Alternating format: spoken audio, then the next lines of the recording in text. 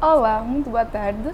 Estamos aqui para mais uma entrevista e levar até si as grandes novidades das nossas celebridades. Alegrar o seu dia. Estamos aqui com o nosso primeiro entrevistado, que é o Costa, aquele que dispensa apresentações. Costa é um dos ícones do humor em Angola e é admirado por muitos pelo estilo de humor que faz.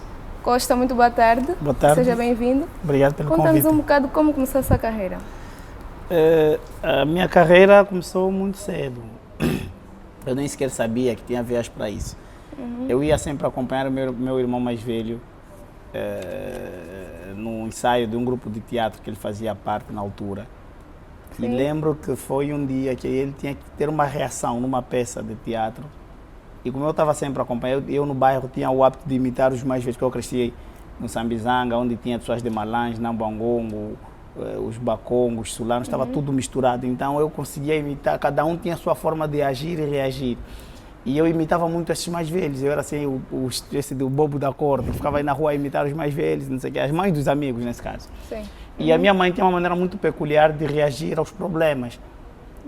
Sempre, eu ainda sou daquele tempo, ainda cresci naquele tempo que partir um copo de vidro em casa era crime. E então, quando alguém partisse um prato, um copo, ou fizesse alguma coisa que estragasse, a minha mãe tinha era problema, mas a minha mãe tinha uma forma própria de reagir. Sim. E então, quando meu irmão não conseguia ter a reação que ele devia ter na peça de teatro, porque ele recebeu a notícia que a filha estava grávida, e ele ele reagia, o senador dizia, não é assim que eu quero, não é assim que eu quero. Então, eu disse, não, faz como a mãe faz. E eles perguntaram, como é que a tua mãe faz? E eu, assim na parede, experimentei como é que a minha mãe fazia, porque ela ofendia em Quimbundo e todo mundo então a rir. Então eu entrei para experimentar, depois saí, ele voltou a fazer, não conseguiu. Depois você não Costa, repete. Eu repeti, era assim, primeiro fiz assim mais ou menos, que era só para explicar, depois começaram a me inspirar.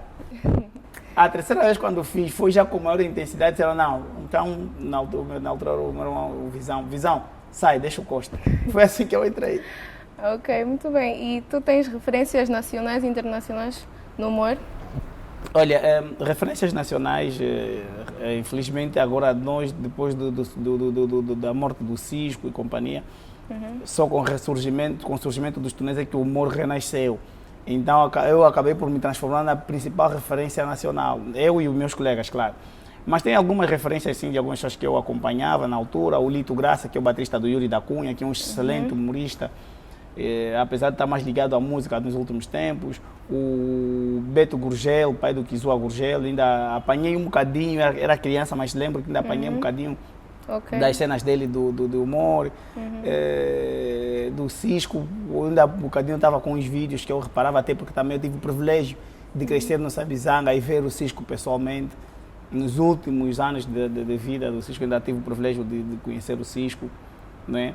A nível internacional tem algumas referências sim, tem o Tom Cavalcante, os próprios Trapalhões, que também marcaram uma época, uma era na vida dos nossos pais, mas nós acabamos assistindo. Tem agora alguns humoristas portugueses, o Nilton, tem também alguns americanos, tem a principal referência é o Ron Atkinson, o que chamam Mr. Bean. Sim. E é uma das grandes referências que eu tenho. Sim. E é impossível falar do Costa e não falar do grupo Tunesas, né? Certo. Como foi formado o grupo e qual foi a sua enquadração ao grupo? Eu entrei no grupo de teatro na altura, porque os Tunés é a extensão de um grupo de teatro que existia na ilha. E eu, quando saio do Sambizanga e vou viver para a ilha, já tinha formação em teatro, encenação e tudo mais. E uma amiga recomendou meus serviços para ajudar o grupo a melhorar a sua forma de atuação. Sim. E então entrei para o grupo de teatro. Depois deram-nos um espaço na Ilha de Luanda, onde tínhamos que apresentar às quintas-feiras peças de teatro. Mas aquilo não estava a ter aderência do público. Mas às segundas-feiras, o mesmo espaço, tinha muita aderência. Então nós éramos obrigados a ir às segundas-feiras lá, nesse espaço, tentar mobilizar aquele público das segundas para ir às quintas-feiras. Então o senhor Paulo Melinho e o senhor Noarito tiveram a nobre ideia de chamar as 5 principais referências do grupo, as 4 principais referências do grupo na altura, que era eu, o Gilmar, o Orlando e o Tigre. Sim. Para mobilizar as pessoas, né? Íamos lá e tal, depois no fim, um dia o Tigre atrasou-se, o Cesalta entrou no lugar do Tigre e até hoje também nunca mais saiu. Íamos lá e então nós, na verdade, não fomos nós que formamos o Tunesa. O Tunesa foi formado por um grupo de pessoas do bairro que conheceu em nós esse potencial e juntou-nos e mandou fazer esse trabalho. Ok. E no Cubículo dos Tunesas, Costa apresentou-nos ex-militar Manuel Felipe, o famoso Momo. Sim. Diga-nos como foi a construção do mesmo personagem. Foi um pouco difícil, porque eu no princípio não queria, mas o grupo depois disse, não, você tem que ser você a fazer e não sei o quê. E então pronto, quando o grupo predisposto a dar aquilo, eu procuro sempre em cada personagem que faço não haver coincidência. As pessoas não podem reconhecer porque aquele é o Costa, é sempre um gesto meu que acaba por realçar que aquele é o Costa, mas foi muito difícil criar este personagem.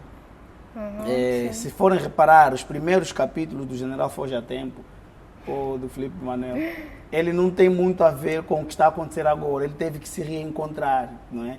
Ao longo do caminho ele foi se descobrir, eu fui descobrindo e consegui construir este personagem que hoje é o sucesso que é. É muito sucesso, por acaso. Porque você, quando cria um personagem e é um programa a longo prazo, é importante você dar passos lentos para ver o que é que o povo quer ouvir e ver. Sim. Quando descobrir que é isso que o povo gosta, então é ali onde você tem que investir, e foi o que fiz. O que está acontecendo no Felipe Manuel, no General Foge a Tempo, é apenas aquilo que o povo gosta de ouvir e ver. E eu descobri que a nossa história de guerra pode ser contada de várias formas. Pode ser contada com piada, pode ser contada para fazer rir, mas sempre lembrando as pessoas que nós tivemos um período difícil na nossa vida. A intenção também é, porque infelizmente chegou uma fase no nosso país que dava-se mais importância a quem nada fez. Né? Aquelas pessoas que não fizeram nada e que eram os heróis, e que eram os políticos, os grandes, mas aquelas pessoas que lutaram de verdade, estão vivas, ninguém fala deles, ele passa aqui essa hora, você nem sabe que o Ambo foi liberto por este senhor, que este senhor aqui perdeu uma perna, porque ficou meses e meses na mata a lutar para libertar o povo do Mochico e hoje está aí atirado como a pessoa do próprio comandante Sakayoya. Nós, os jovens, não sabemos quem é o Sakayoya, mas o Sakayoya é uma pessoa que lutou muito, muito, muito para libertar o povo do Mochico. É bem verdade. E muita gente gosta desse personagem, tem saído muito bem, parabéns. Muito obrigado. E como vês os humoristas nacionais atualmente? Eu vejo com uma certa preocupação. Nós, os jovens angolanos, temos um problema gravíssimo, o imediatismo. O maior inimigo do nosso profissionalismo é o imediatismo.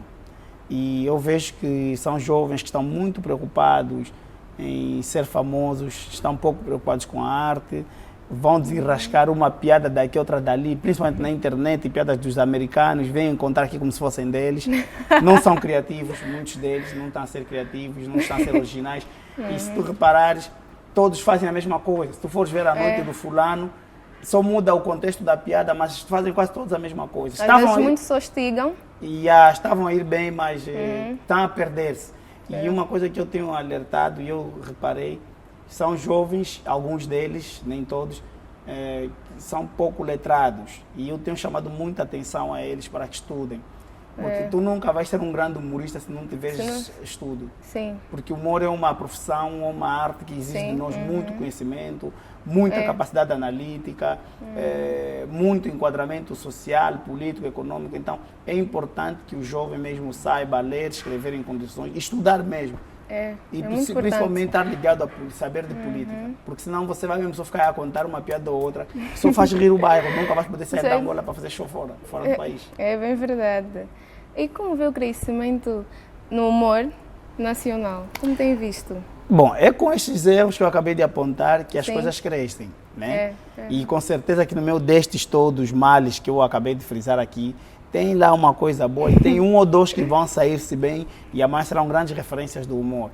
Hoje temos o Coutinho, que está aí a dar cargas que quase íamos lhe perdendo, mas com a força e a graça de Deus conseguimos tê-lo outra vez. Graças a Deus. É verdade, mas temos também aí o Agente Formiga, que é um rapaz que está a vir muito bem, mas como sempre, volto a frisar, é importante estudar mesmo.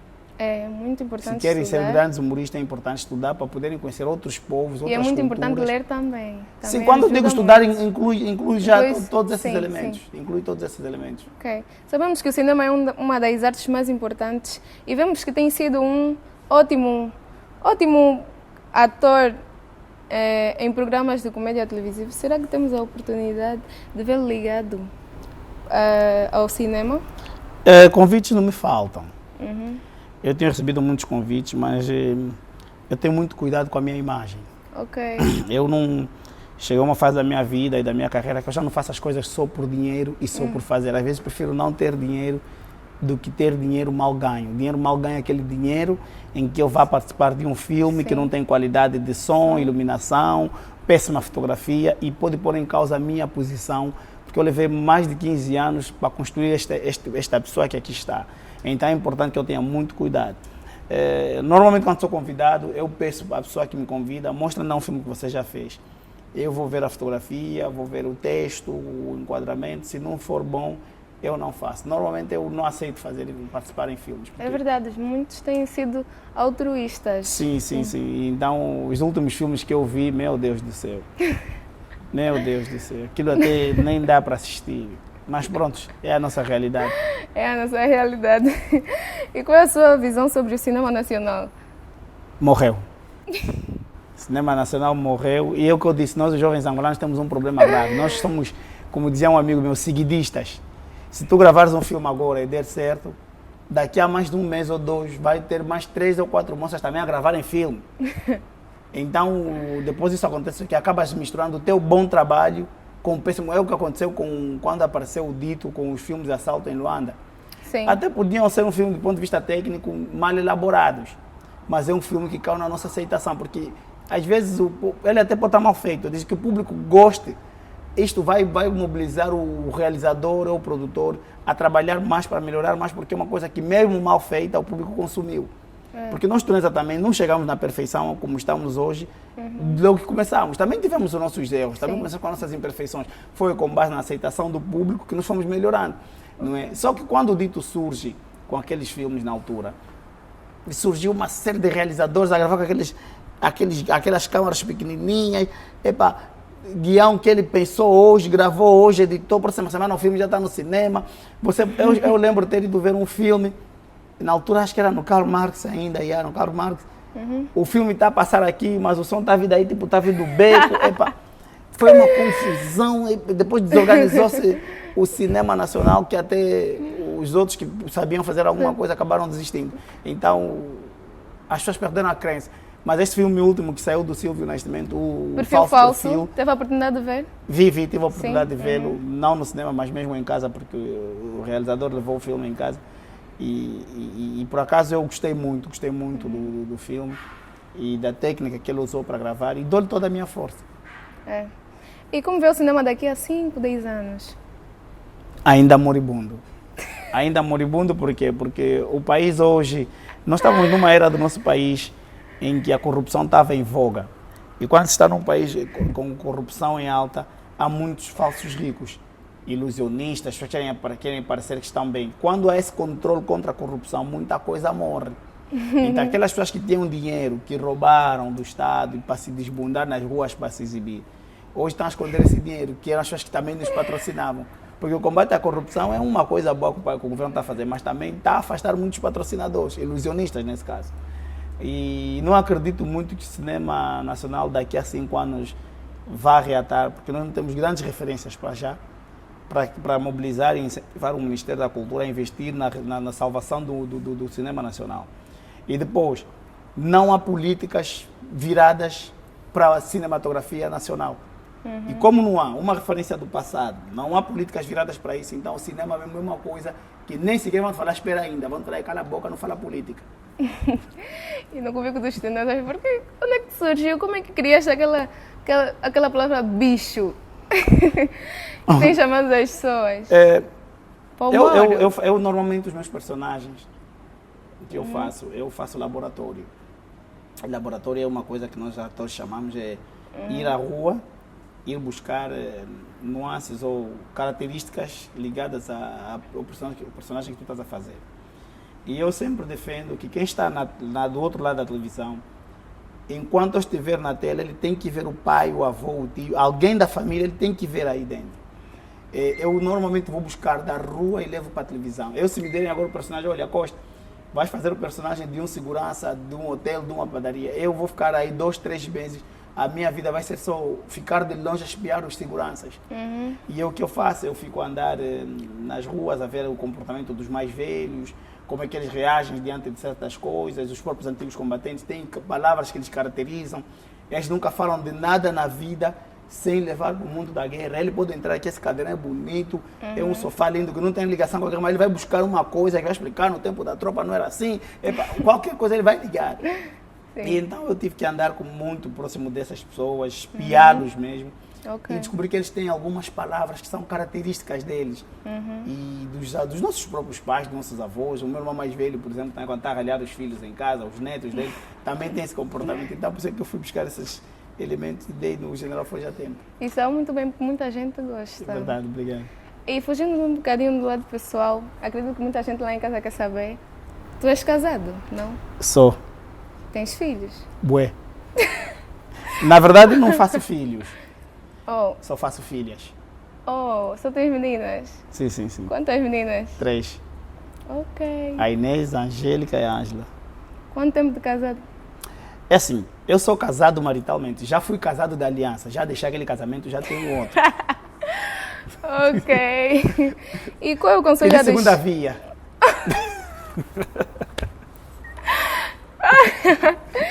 E qual é o conselho a deixar para aqueles que pensam em ser humoristas e atores? Estudem, conheçam mais da história do país e um pouquinho do mundo, sobretudo dos países que estão muito ligados a Angola.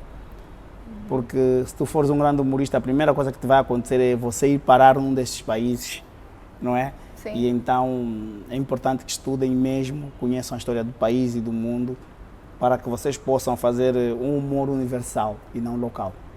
Ok. Assim terminamos o nosso programa. Muito obrigada. Ainda Não agora? se esqueça.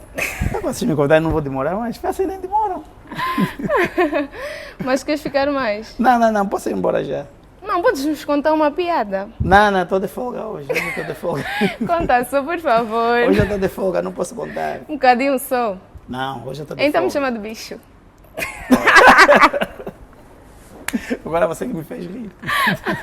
Chama então de bicho. Não, fica para a próxima, no programa. Bicho! Ai, todo Não, no mundo programa, gosta. no programa. É muito divertido, eu gosto de assistir. Então, Sim. domingo vais assistir. Estou sempre ligada. Domingo vamos ter a participação do puto português. Lá vais ver eu chamar Ok. boi de bicho, cão, rúmpelo. Vais ter todos os nomes ali. Tá bem. Muito obrigada. Obrigado, meu. Muito obrigada mesmo. E assim terminamos o nosso programa. Até a próxima quinta-feira. Um beijinho. Só para avisar, esse cadeirão não é na minha casa, me convidaram numa loja.